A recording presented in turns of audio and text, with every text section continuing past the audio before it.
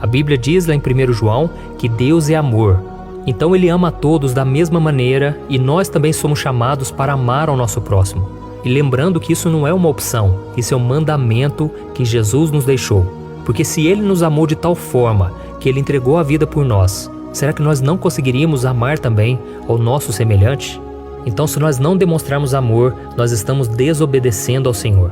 Mas você pode estar se perguntando agora, mas pastor, quem é o meu próximo? Quem eu devo amar de verdade? Tem muita gente que acredita que o seu próximo é aquela pessoa com quem você mais se identifica. Mas não é isso. O próximo é todo aquele que surge no seu caminho. Seja alguém agradável ou seja alguém que não tem as mesmas ideias que você, alguém que talvez não faça por merecer, entendeu? Não importa. O importante é que essa pessoa está no seu caminho e Deus espera que você demonstre o amor de Cristo. Amém? E aí vem uma questão muito complicada, né? Eu percebo que muitos cristãos, eles começam a olhar para aqueles que não querem saber de Deus como se não fossem os seus próximos, mas sim os seus inimigos. Então eles sempre veem essas pessoas com um olhar negativo, sempre começam a reclamar sobre elas, sempre começam, parece que desejar o mal, sabe? Quando aquela pessoa, ela colhe as consequências e a pessoa começa a dizer, mas também não busca a Deus, não quer saber de Jesus, olha aí o que deu, né? Então não é essa atitude que a gente tem que ter. Deus, Ele dá oportunidade para todos, mas se a pessoa não aceitou ainda, talvez seja porque não é a hora. E você tem que entender que Deus tem um tempo para todas as coisas. E outra coisa muito importante, você tem que entender que essas pessoas estão iludidas por Satanás. Elas estão cegas espiritualmente, assim como eu e você estávamos antes.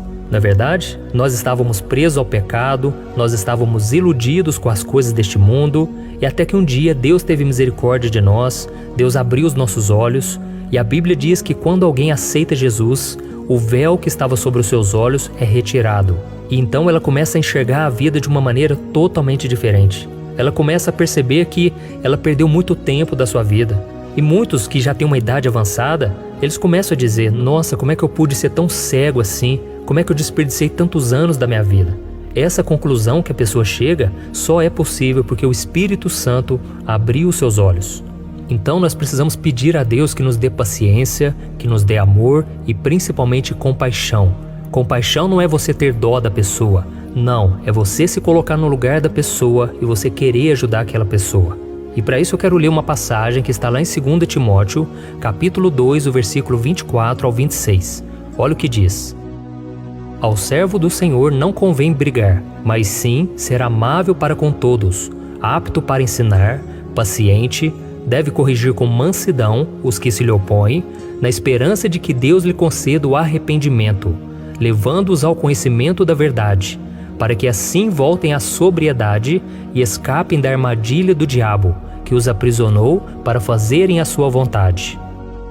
Olha isso, irmãos, eu creio que o Espírito Santo vai falar com muita gente aqui, já está falando, porque essa passagem mostra que nós não devemos brigar, mas devemos ser amável para com todos, independente se a pessoa fez suas próprias escolhas erradas, ou até mesmo se essa pessoa desejou mal contra nós. Nós devemos pagar o mal com o bem. Eu sei que não é fácil, mas eu sei que é possível.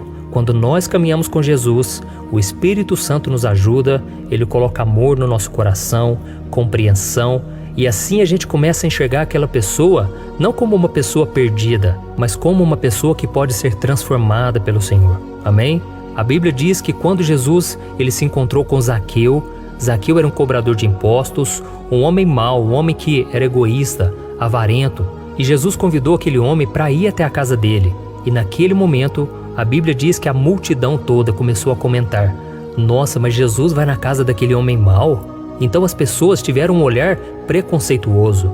Eu sei que aquele homem fazia por merecer, ele não tinha uma imagem boa porque ele plantou aquilo na vida dele. Mas Jesus via aquilo como uma oportunidade daquele homem ser salvo. E quando aquele homem se deparou com Jesus, ele foi tocado, foi transformado. Então ele disse, Jesus, eu vou devolver o meu dinheiro para os pobres, porque eu roubei das pessoas. E Jesus disse, hoje houve salvação nesta casa.